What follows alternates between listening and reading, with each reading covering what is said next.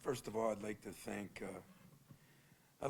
Mike Woodson in Indiana. You know, it's when you have an event like this, and you drag on the pregame a little bit, and you know he wore his shirt and everything, and his team did, and I greatly appreciate it. He sent me a text when it all happened, but to answer the call like he did, and then weather through that, you know, a little bit of a longer pregame was classy on his part, and yet maybe it helped him a little bit because they sure did get off to a better start than we did. I thought it was one of the poorest performances for 13 minutes, 14 minutes. We just seemed like offensively we didn't move the ball, we didn't do much, and then between Tyson and Kohler, we had a few plays, and Tyson was out of his mind there in a couple of those shots, and I told him after, you know, he missed that layup late, and I said, you must have to be 30 feet from the basket to make a shot. You know, you can't make a layup, but you make a three. But, you know, we just cranked up. Our defense got better, our rebounding got better, and our ball movement got better. And then we started driving the ball. When you start driving the ball, what happens? You get fouled. That hasn't happened to us all year, just about. I think Malik did some nice things, got some offensive rebounds. Jaden drove the ball a little bit. AJ, after a rough start, I thought he did a phenomenal job. You know, Hauser played well. We played Trey Holloman, and we played two freshmen in there a lot. We said we got to give AJ a little bit more of a rest to probably help make all those free throws down the stretch. I thought my staff did a hell of a job. You know, we put through a lot of different things at Trace. The kid is a phenomenal player. I mean, there's two or three really good players, but this kid, you know, he learned how to dribble and pass. I think that's the part of his game that has improved the most. And he's not only a passer, he's a willing passer. And he leads them in assists. Think about that for a center. And to try to cover that, we went through 3 or 4 different coverages, changed them up during the game, changed them up at halftime, made a few adjustments on that cross-court pass. And I just think everybody did a hell of a job, and most of all, the fans, students, and the community. I mean, wasn't a 9 o'clock crowd, gang. It wasn't a 9 o'clock on a Tuesday night crowd. Fans were unbelievable, and you know, I think it was. I saw Luana Simon the other day, and she gave me maybe a good quote. She says, "Tom, you want to hug 15,000 people all the time?" I said, "Yeah, I do." And even more than that, she said, "Well, the way to hug 15,000 people is for your team to play well in front of them." And I thought that was a damn good statement. And I told my team that. I said, if you want to make people feel better and you want to, you know, give them a hug, this is the way you give them a hug. So I hope all 15,000 people enjoyed the hug. And I'm honored to be a part of something. You know, there's dates that you always remember, and unfortunately, some of them are dates that are very negative, and just the way it works. But today was a day that I think people will remember, and unfortunately, last Monday was a day they'll remember. I hope this one brought a little bit of a smile to some people's face. So, questions, I'll take them. Tom, during MSU Shadows, can you put us in your head as you looked around in the crowd? What were you thinking? I was appreciative that I'm at Michigan State. I wish I could have ran up to that top row and thanked the people that were there. I did. I just looked around. That's all I did was look around. And all the bads at times with this job, it was one of those moments where I just said, boy, I'm a lucky guy. And I was saying to myself, I hope we can come through for you. That's what I was thinking. Tom, you aside from that first 14 minutes where it just seemed kind of a mess, really. Yeah. You know, Malik mentioned being at home and being in front of everyone that was, he said it felt more comfortable. If you're more comfortable at home, you always want to be at home. And did you sense that from those guys, especially when a couple shots start going? Did it just kind of feel like there was more of a comfort level? Oh, for these yeah. guys? I mean, you know, one of the problems when we're at home is sometimes you get casual and expect that everything's supposed to happen. You know, like I said at Michigan, you know, you think there's stories. There's no storybooks. You know, it's things are earned. It doesn't matter what the situations are. You got to earn your keep in this world. And I told my team that before the game. I said, don't expect the crowd, because I don't know how the crowd was going to be. You know, I don't think Mike knew how Indiana was going to be. I mean, this is one of those situations. I'm watching a game last night, and Illinois got, you know, the Spartan on their shirts, the students. And I mean, this is something that affected the whole country. That's why there were schools that lit up in green, and there were schools that played our alma mater. And it was, I still told our team, we have to bring the energy. And I didn't know if that would happen or not. I don't think it did happen early, and I think our fans got into it a little bit. And then Ty hit a couple of those long threes, and I guess there's nothing, you know, that brings people to their feet. You'd think it was a monster dunk, but when I told him 5 foot nothing and you can hit threes like he does. I know I was cheering for him, so I'm sure the people up in the ozone there were too. Tom, you talk about bringing people together. What do you think it meant that you could outscore a top 20 team by 24 points in the last 26 minutes? What does it mean to the fan base, to the student body, to the alums all over the world? Well, you know, it's, I mean, listen, one of the problems is we haven't played our best basketball all the time either, you know, and I think we're running into a lot of teams that are playing one way on the road and one way at home, and I don't know if that people are all worn out because every night is in a fist fight. I mean, every single night in this league, I mean, we're beating the hell out of each other. And I don't know what that is, but to go on a run against a good defensive team like that, a very well-coached team, go on a run where they've got someone they can throw it into, and he's a man-child in there, he really is, and he can make it happen for himself, and he can make it happen for his teammates. I'd say that we earned the win. I'd say there was no luck. We earned the win, but that's a very good team too that I think is going to win a lot of games yet. We all saw that photo of you at the U of M MSU game. We're right there.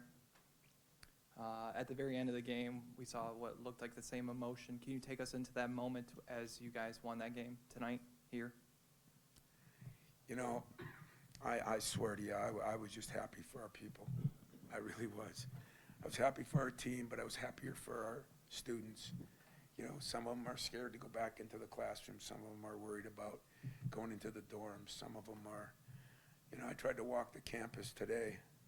I went for a walk in the cold.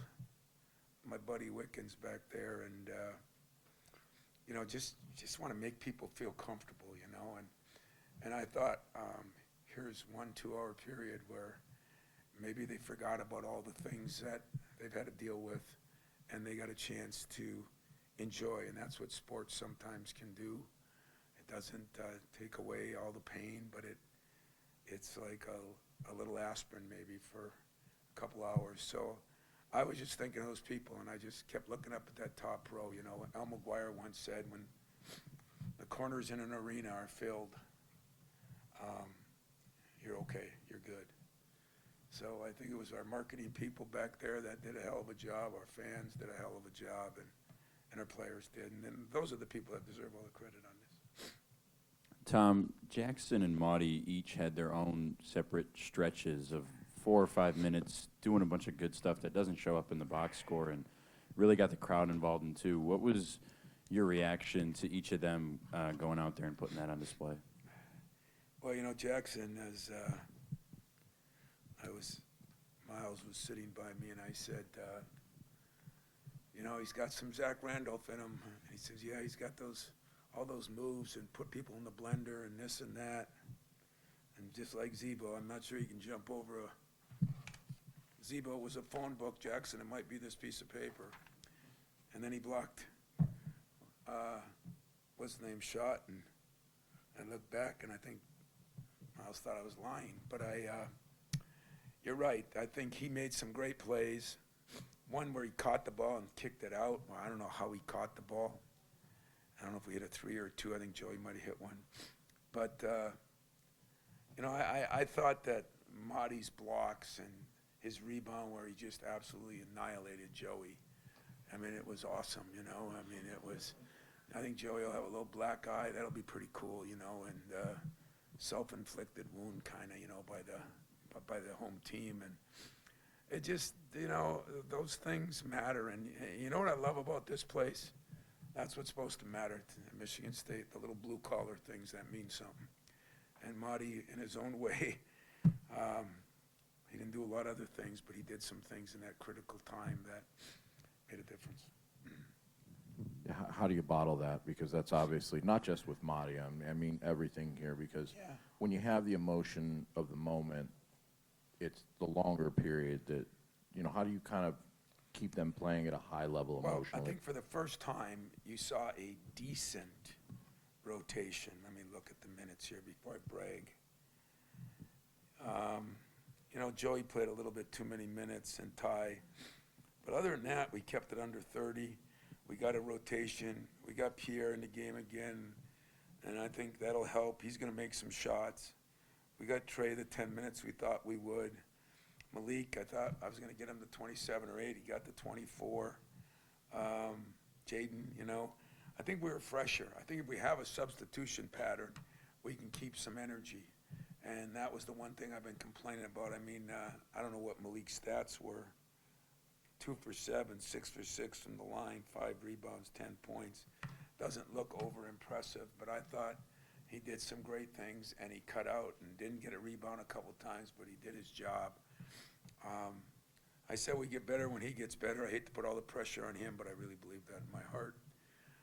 Because other guys, you know, Joey's still 3 for 9, and I thought he played his tail off. I mean, we used him to double the post. We used him to do a lot of things defensively. I mean, I don't think anybody ever thought of Joey as a defensive stopper, but he did a lot of the little things that will not go up in the stat box to help us win that game. He was phenomenal. Tom, you flipped the script on the boards from Saturday night, made 18 free throws and scored 80. Is that about the best your team's played all year for 26 minutes? Yeah, I'd say so. I'd say for 26 minutes, I'd say a number of guys, you know, the guys that played bad played good. You know, I mean, I don't know if anybody played bad. I mean, Trey Holloman played damn good, you know. We got to get a little more out of Jaden. Jaden's been really good lately. We got to get him a little more involved. But I thought every guy did something, as you said. You know, Marty brought something to the table. Jackson brought something to the table. I thought every guy brought something to the table. And when you can get every guy to do that on a 8 or 9 man rotation, you know, that's something I hope we can build on. Cooper had that the boot on for the game. What is his timetable for recovery? What happened there, I guess? Just trying to think about something here. It was one of the biggest wins we had here. And I was waiting for some young guy to come up with a negative thing here. So you win the, you know, it's like Mr. Irrelevant. You're Mr. Irrelevant of the media. But the truth of it is, and I made no secrets about it, he went up for a hook shot last night and came down on Marty's ankle. It was the stupidest non-contact play, and it just happened. And that really bothered us because we thought Cooper would have to play. We thought we could rotate 15 fouls in on him. And you got to give Jax credit, Joey, Malik. You know, they stayed out of foul trouble. But what's his timetable? You know, he just couldn't go tonight. I mean, he's a tough kid. It's not a high ankle sprain. It's a low ankle sprain. It's swelled up pretty good, but today it was already better than it was yesterday. And so I don't know. You know, I don't know if he'll be ready to go on Saturday or what, but he's tough enough. He'll get through it. Thanks. We got one final one, Rico. Tom, you kind of mentioned it today, and we've seen it all year long, but why is it that playing on the road and playing at home is so different in the Big Ten? Well, I think one reason is, most of these Big Ten schools, you ain't going many places where it's not packed. And basketball, it's become a basketball conference, it's always going to be a football conference, so don't let anybody get upset about that, especially me, because I love football. But it's it has really turned into a hell of a basketball conference. And right now, everybody is, there's just the parity. There's more parity, and that's what some of these new rules has brought. And this is going to drive everybody crazy, especially us. But at the same time, I don't think we have as many tough, great leaders that have the mental toughness it takes to win on the road. That is something special to be able to do that. And we're going to have to coach that harder. We're going to have to do that better. Because winning on the road is important too, if you're really a really good team. And we've played a couple good road games, but you're right, in this conference alone, like if you look at Indiana, their stats home and away in the last 5 games are just, they're strange, and there's some other teams that are in the same way. And, I don't have to worry about that. I looked at my home stats and my away stats. I didn't like either one of them. So I didn't worry about where I was, home or away, as far as offensively. But I think if our players learn anything from tonight, driving the ball, getting to the free throw line, I talk to you about it all the time. We did a better job of that. Still a little bit too much dribbling, but we'll make progress. But I hope, somehow appreciate what the players did. Because everybody talks about how hard it's been on everybody. Well, our players still had to go to class, had to go into some of those places, had to come here and practice. They felt some of the weight. I didn't mince words. I did feel like we were playing for our community, for our alums, I always feel that way. But this took on a whole new meaning of it. And then we were playing for 3 people that aren't with us anymore and 5 that are fighting for their lives. And that's good if it's from your heart, but it's hard when it's on your shoulders. And I thought our guys, a couple times in the pregame talk, I saw guys, and I jumped them a little bit. And I said, it's going to be 40 minutes of focus tonight. And I think what I was happiest about, we talked about that in the huddle at Michigan. We got to finish the job, stay focused, stay focused, stay focused.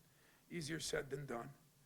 And, but everybody in our building, from our secretaries to our managers, to our student secretaries, to our trainers, to everybody in the building, I think we try to rally everybody, because everybody's going through a tough time. And I'm hoping and praying that tonight was that little break. And I appreciate all of you.